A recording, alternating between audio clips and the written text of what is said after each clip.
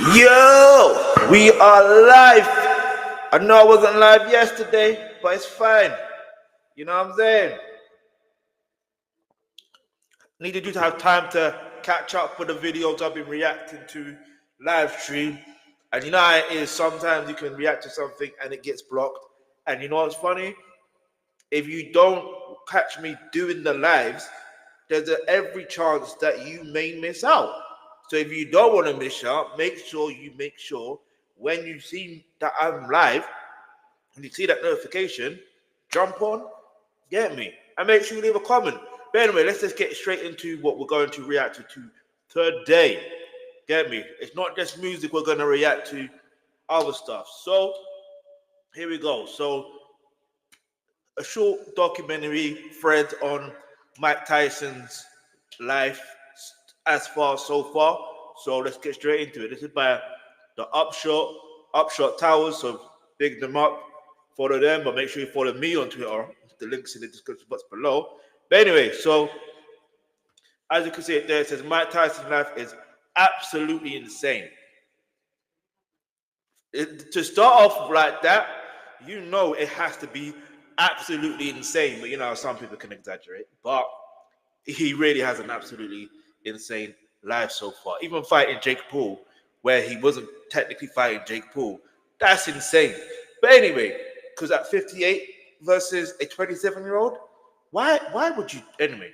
And he says the heavyweight champ robbed houses, got his prison counselor pregnant, and made hang on.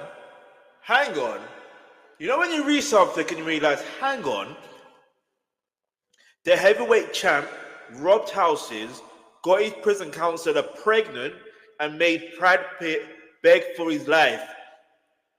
Yo, I don't even know what to say about that. And that's just the tame stuff. From kilos of cocaine to tigers eating neighbors. Tigers eating neighbors? That's exaggerating. At least biting neighbors. Fair enough. Meet the scariest man on the planet. That's why they call him the baddest man on the planet. Not just because of his boxing skills. Yeah, there's different. Okay. The image showing Tyson with cocaine on his nose is digitally altered. Thank you for that information, because some people like to exaggerate. All right. So Mike Tyson dropped out of school at 7 for a life of crime. He dropped out of school for a life of crime. I wasn't ready for that information. What do you mean he dropped out of school at 7 years old? So where was his parents? Where was his legal guardians? Do you get it? Like, they're the ones that's supposed to encourage and make sure he goes to school. It's fair enough when they get to school, you can't really make sure they stay in school. That's a different story. Because you know how sometimes, have you ever bunked? Because I have several times. Doing what? I can't even remember what I did when I bunked. What did we even do? We didn't even do nothing. We might have to just stay in school. Let me know if you ever bunked in school. Leave your answer in the comment section below. But anyway, but then I didn't bunk at 7 years old. It was more or less when I was in secondary school.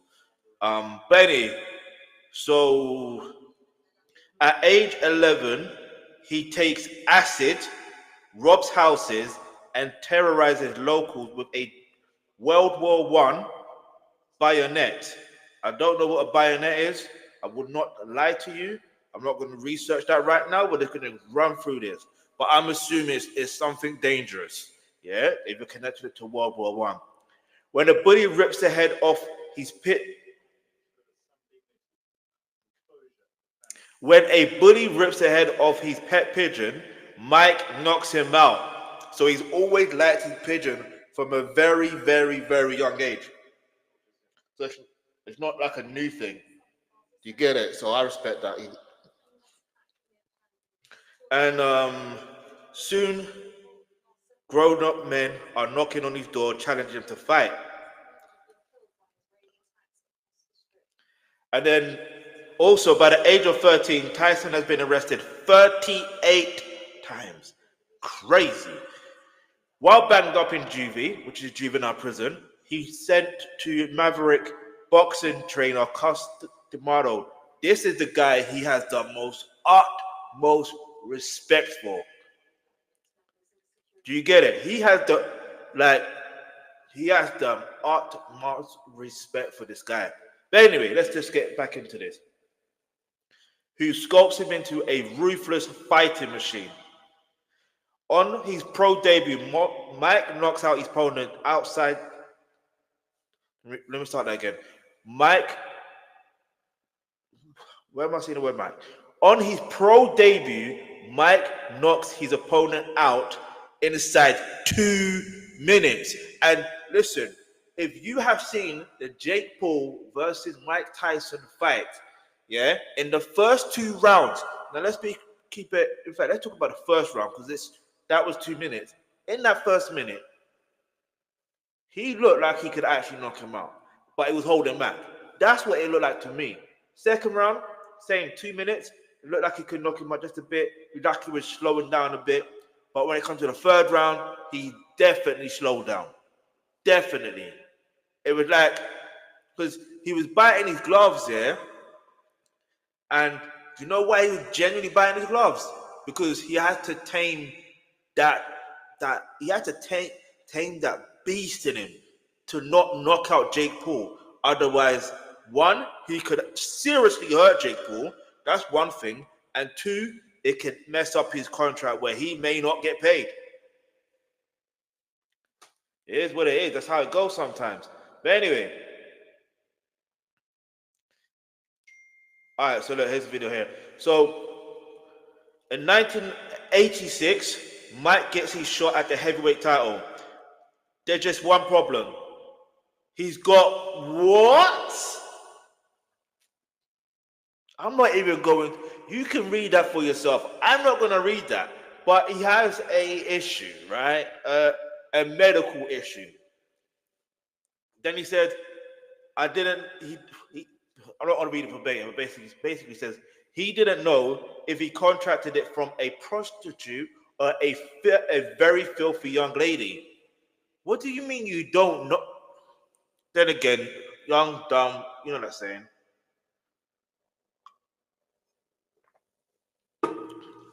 So anyway, he wins by TKO, becoming the youngest heavyweight champ ever. Ever. And no one has beaten that record yet. So we're going to just maximize that. Body won't let him do what his mind wants to. And he's counted out. Hold on. There's one problem.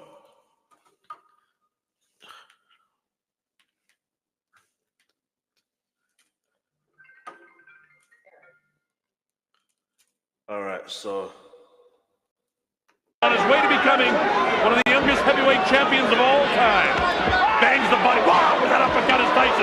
Catches him with a right left hook, and he goes down. He goes down. He should be able to get up from this. His legs may be shut. They are. As Trevor Burbick falls back in the rope.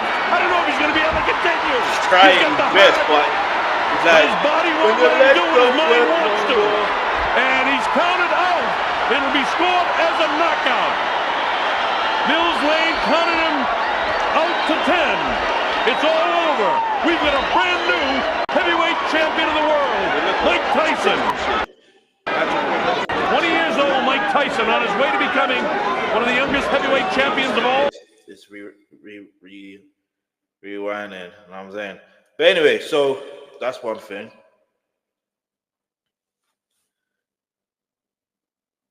So I just seen something on the side. Barcelona bulges youth squad with African prodigies. Yeah? Anyway, so Mike Tyson wins 26 of his first 28 fights by knockout. He's prolific outside the ring too. Once he started banging women, the floodgates opened. Short, tall, sophisticated, ugly, high society, street girls. My criteria was breathing. And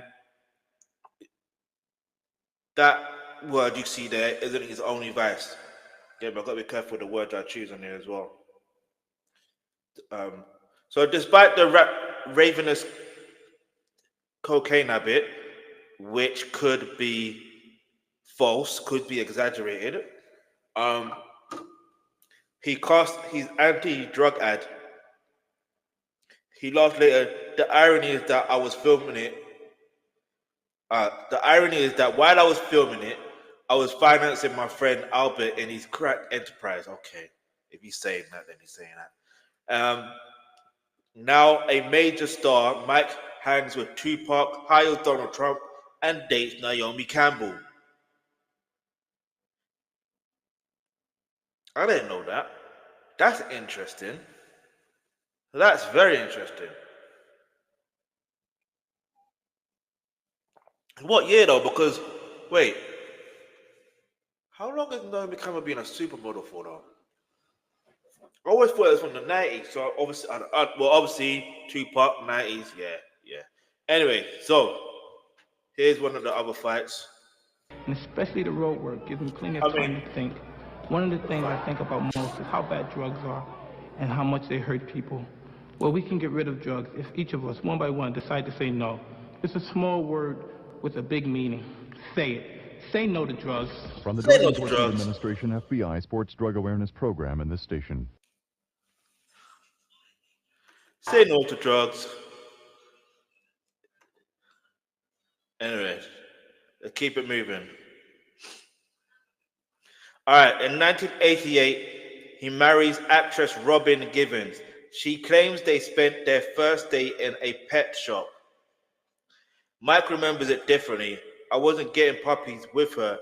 I was introducing her to my friends, the heroin dealers. 2 years later, she accuses them of abuse and they divorce. Damn, God forbid.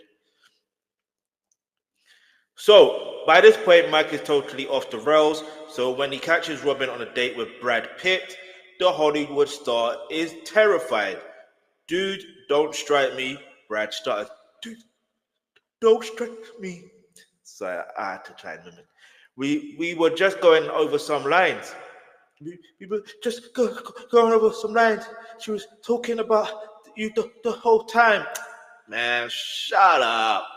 I'm playing. Um, So in 1990, Tyson fights 4-1 outsider Buster Douglas in Tokyo. I barely trained. I was effing those Japanese girls like I was eating grapes. In one of the great upset, Buster knocks him and takes his belts. And the things are about to get much darker. It's not an excuse, but you need to stay focused when you got, you know what I mean? If you're a professional, there's some things you should not be doing. But you know that's one of the things about professional sports. Things like this may happen, but there's always a story behind why it happened. Often, more than not. Buster's legs actually look fresher to me. See Mike the way he went back in his heels, doesn't have a good balance. His legs together as Buster's landing these. Oh, nice uppercut by Buster Douglas. Look at this. He's knocked Mike Tyson down for the first time in his career. Mike Tyson. See, first up in his career, so it was bound to happen one way or the other. It's up to 7 and 8. He's not gonna make it. Unbelievable. Buster Douglas is the new heavyweight champion of the world. This has got to be, if not one of the biggest upsets in the history of boxing. One of the biggest upsets in the history of boxing. With that said, now, with the time that you're watching this, what is the current biggest upset in the boxing history? And I ain't even talking about, the whole Jake Paul versus Mike Tyson thing either, because that's not really a professional fight. I'm talking about proper professional fights, especially at the heavyweight division. But if it's any other division, you can go ahead and mention that. Yeah, 1 year later, Tyson is convicted of, you know, assaulting a beauty queen, Desiree Washington. Desperate to reduce his sentence, he consults a psychic who advised him to urinate on a $500 bill and hand it to her. The judge jails him for 6 years. That don't make sense to me, but if that's what happened, then that's what happened. But it's not exactly a cold, cruel, and hard labor. Tyson eats KFC in his cell, shags visiting fans in the prison garden, and he counts her pregnant. He recalls, I was having so much that I was too tired to even go to the gym. I'll stay in my cell all day. Damn, man. Mike Tyson is like, we need a proper biopic, like a docu-series. You get it? Because even me reading this, like, you'd think he has really lived 3 lifetimes, if not 5, if not 6. Anyway, he released after 3 years and immediately has $200 million of fights lined up. He splashes out on two. You know what's funny? Before I even get to that, there's this movie called Undisputed, right? With Wesley Snipes. I always kind of felt like that movie was loosely, if not based on Mike Tyson, basically. I don't know how to explain it. I could be completely wrong in it, but that's what I felt. But if you've seen the movie, let me know what your thoughts are. Leave your answer in the comments below. Anyway, he splashes out on 2 pet tigers from Tiger King star Joe Exotic. Oh, this gets even more interesting. Joe Exotic.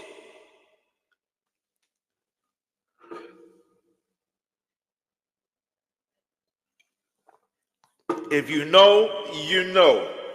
Anyway, when Mike's neighbor jumps the fence, the pet beast, they rip her arm off. I mean,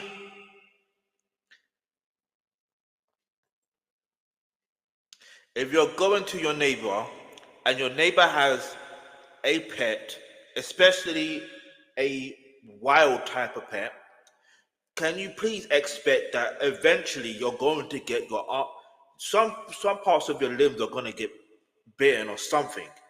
I expect it. Because why are you jumping over someone's fence in the first place? What's wrong with you? Especially Mike Tyson's house. Are you in? I don't care. Are you insane? Anyway, let's get back into it. And they're not only carnivores in Tyson's camp. Okay, I think there's something with the name Michael that's associated with having pets of like animals. Like even Michael Jackson had animals, like loads of them. Man had llamas.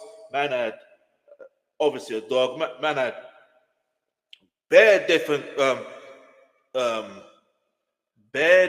animals. But anyway, let's get into this. So after regaining the world title, Mike loses to Evander Holyfield, and Evander Holyfield was asking for a trilogy, and Mike said, "Nah, I'm not on it, bruv." Get me? The what did he say? I need to see what his response was again. His response was something like class. It was class because he mentioned about the third part as our friendship or whatever. But anyway, in a bad-tempered rematch, Tyson bites a chunk out of Holyfield's ear and spits it onto the canvas. Somehow, the fight resumes, and 26 years later, he does it again. Let's just watch this. Classic. Classic. It's over. It's over. Wait, it's on the loop, is it? Watch again. In the first fight. One. What happened here? He got bit, I think. Evander Holyfield, look out! He's pushed right here. You see, look. By Tyson. You see, this is how I know the Mike Tyson versus Jake Paul was rigged. You're telling me, yeah? You're telling me, oh sorry, not you're telling me, but in that fight, there was an opportunity for Mike Tyson to knock out Jake Paul because he was bowing to him. Look how he's Evander Holyfield's guard is down. His guard is down. Even the referee is attending to Evander Holyfield, and Mike still goes to push Evander Holyfield. I know you saw what I just saw. Look, Evander Holyfield, look out! He's now, pushed come, right here. let's fight. Above us by Tyson. He's got bit in the ear. Oh my goodness, he's got a bloody right ear. Holyfield bit by a dirty Mike Tyson. I can't believe what I'm seeing. Well, first he had a parachute drop on him. Now he had a heavyweight bite him. Major controversy here in round 3. A very angry Evander Holyfield now. As a left hook. You know, it's funny. Mike was having his best He run. bit him again. He bit him again. did it again. Mike Tyson has bitten Evander Holyfield for the second time, and it is all-out war. I saw that one. That was right clear. It's a miracle he didn't get bit back. I'll tell you what, this is unbelievable.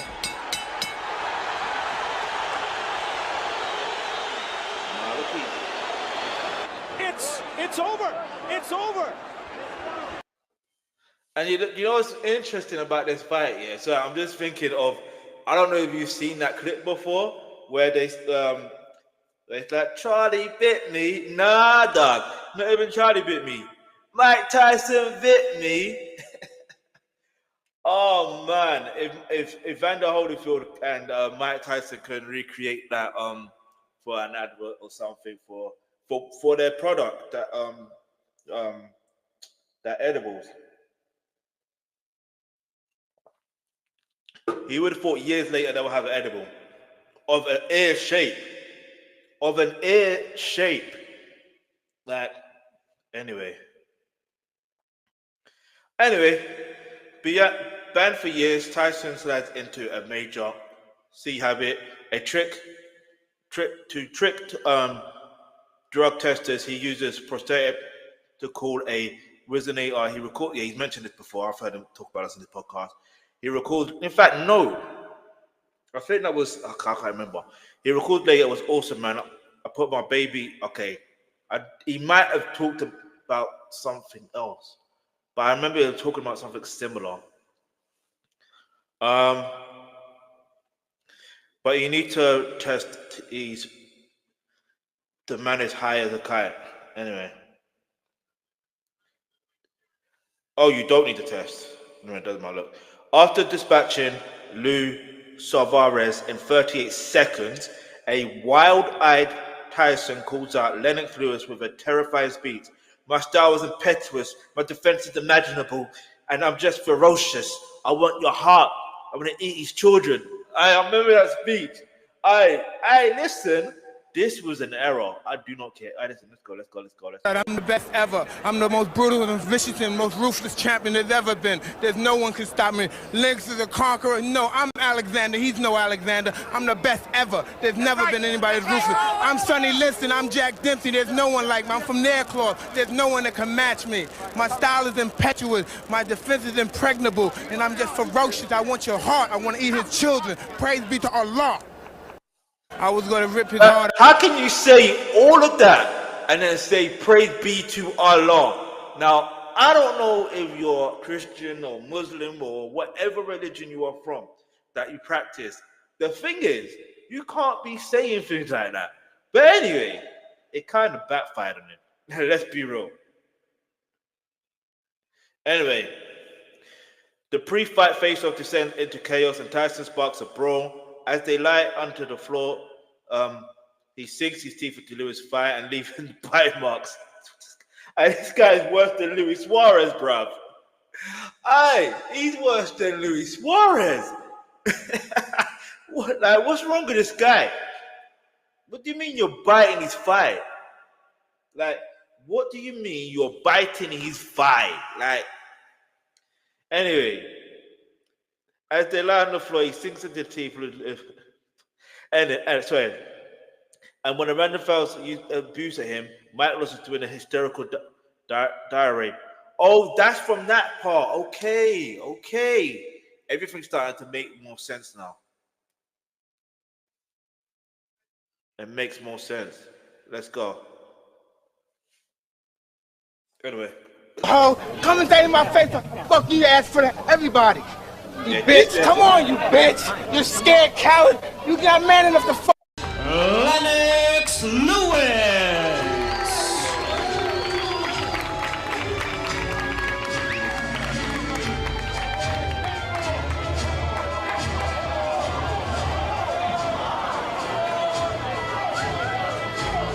I need to hear Lennox Lewis talk about this.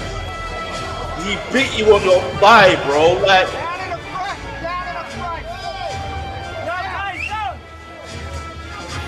let me transform to the tiger this time. What do you mean you're biting people, man? Kind of easy, right?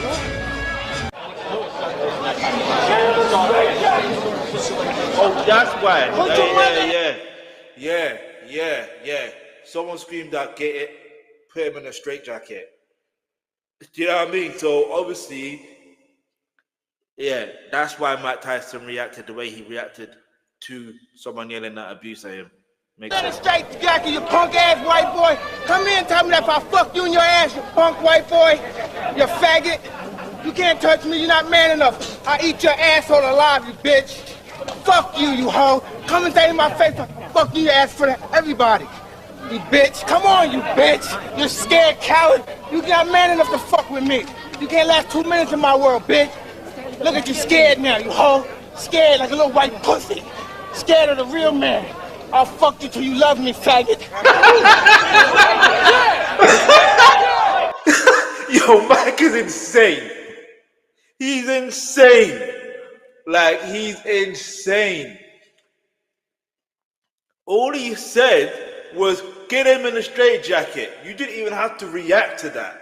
He didn't need to react. Do you get it? It wasn't necessary. It's different if it's Lennox Lewis calling him, saying that to him, and then he reacts that way. Then it's different, because that's who he's going to be fighting, right? That's his opponent. But then when it's someone like in the crowd, I get it, but I would have liked to have seen that person's face when, from the time he said it, and then from the time Mike Tyson retaliated. You know what I mean? Oh man, this is very, very interesting. Anyway, Lennox Lewis knocks out a sluggish Tyson out in the 8th round. Within 3 years, he's retired. Despite earning $300 million in his career, he declares bankruptcy in 2003, owing $23 million. He moves in with a stripper and lives off cereals and chocolate bars. He ain't finished though. Huh? That part I don't believe is true. I think that's exaggerated. Him being in debt, that's no exaggeration.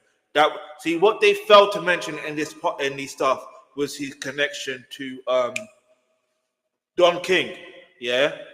Because Don King messed him up financially. He was a promoter that, you know what I mean? This is why a proper docuseries is needed. So you can actually see the things that happen in a certain timeline. And even when Costamado passed away, he was never really the same after that. Do you get it? He still was ferocious. He still was knocking out boxers, but he still wasn't that same. Do you know what I mean? I'm not saying he was, if Cos was lived. Do you know what I mean?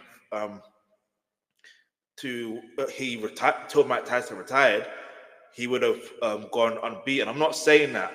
I'm not saying there's certain things that wouldn't have happened.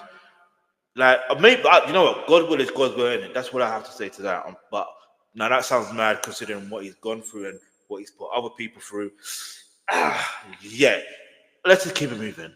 All right, so in 2009, he gets a big Hollywood break in The Hangover. He's high on C for the entirety of the film, and he's huh? He was high for the entirety of the filming, and has a escort on set who he between scenes. But the film's success motivates him to kick the C habit, and he spends $34 a month on weed and shrooms instead. And see, this is what look.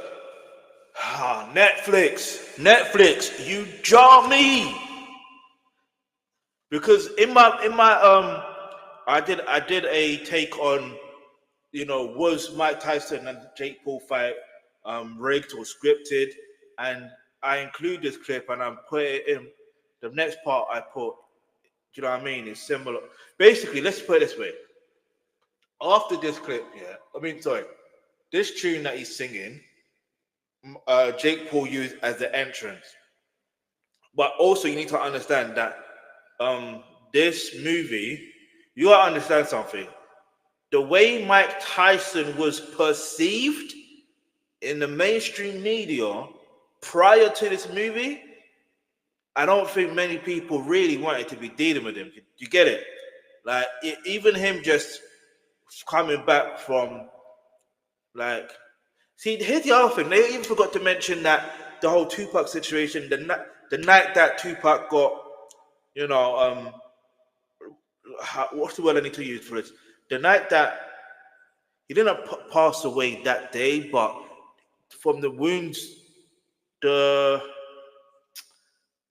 what caused the wounds for Tupac to pass away like 6 days later, that night, it was on the same night that Mike Tyson had his fight in 1996 in September. Do you get it? So what happened?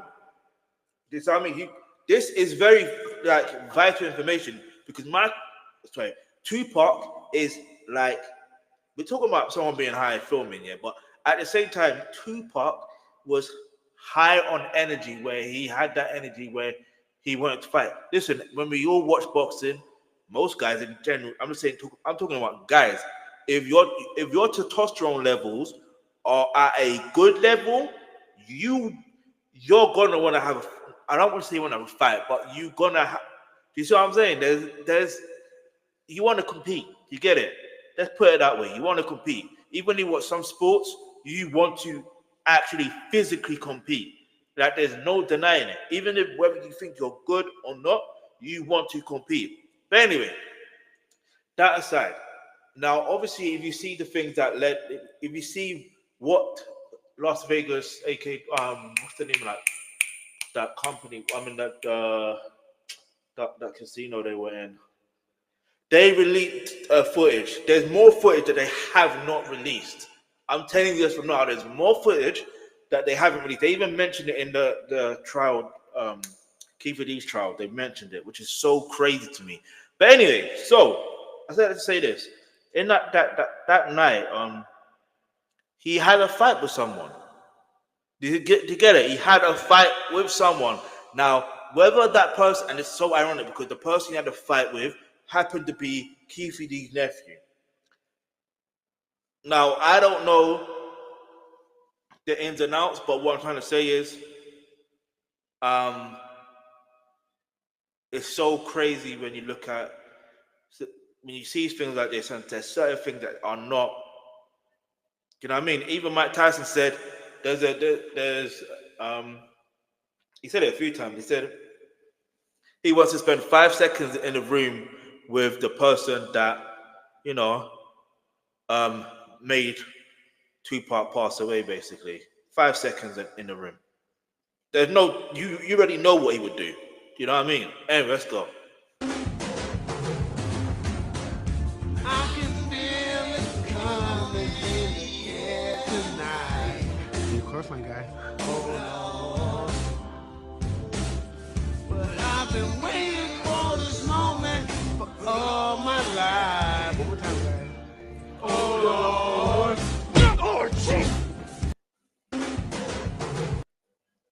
That is such an epic scene. It's probably anyway. Let's keep moving. Okay, so maybe that's why I didn't realize Hasbulla is 22 years old. No, not really. See, this is person now is exaggerating. Stop exaggerating. Maybe that's why he didn't realize Hasbulla is 22 years old. If you think about it, he is short. Now, I'm not. You have to understand. Sometimes you're seeing things. Some people can see things as they are. Do you know what I mean? And they don't see the other things. That's just how some people are. But anyway, he cradles UFC influencer with a cheeky toddler tickling him and nibbles his ears. Michael explains, I thought he was a baby. Exactly. Never said it was high. Never said anything. He just said, I thought he was a baby. Even if you're watching, look, to someone who doesn't know who Hasbulla is, you would look at him right there. You cannot tell me that you cannot see right there that he looks like a toddler. I'm just saying. Do you know what I'm saying? I'm just saying. There's no need to there's no need to wait.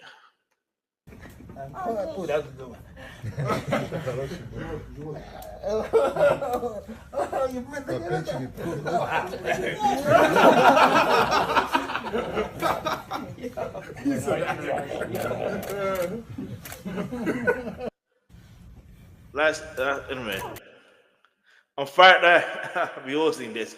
On Friday night, 58-year-old Mike survived 8 rounds with 27-year-old Jake Paul, and the old warhorse still delivered the odd comedy moment. Asked by a 14-year-old about his legacy, he launched into a bleak monologue and then turned on nothingness.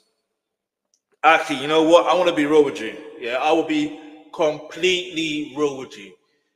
What he said in this interview, and if you watch that interview fully, yeah, shout out to Jazzy World. I might actually watch it straight after. We'll see. Like if you think about what he actually said, it was actually profound, and it's something of someone his age and someone that's gone through a lot of experiences would say. But it was also a telltale sign about saying he don't care about his legacy or whatever. But I think that's it. And there's more, so much more, from befriending Serial to portray, partying with Tupac. We spilled the best stories on our latest podcast. Nice. But where's the link to your podcast? You see, you can't do that. Okay, here we go. Oh, this is just, we do 3 Friday newsletters on a funny story. Forget newsletter. This isn't the early 2000s. This is 2024. Do you see what I'm trying to say? The only email blast that should be happening is just do a thread. Boom. There's the email blast. When people get notified, when they're subscribed or follow your page or whatever, they're gonna get notified. Do you get what I'm saying? Anyway, listen. Like, follow, share, subscribe. I know I've been on a bit in regards to this. Now we're just gonna get into. Let's see what song should I react to now? What song?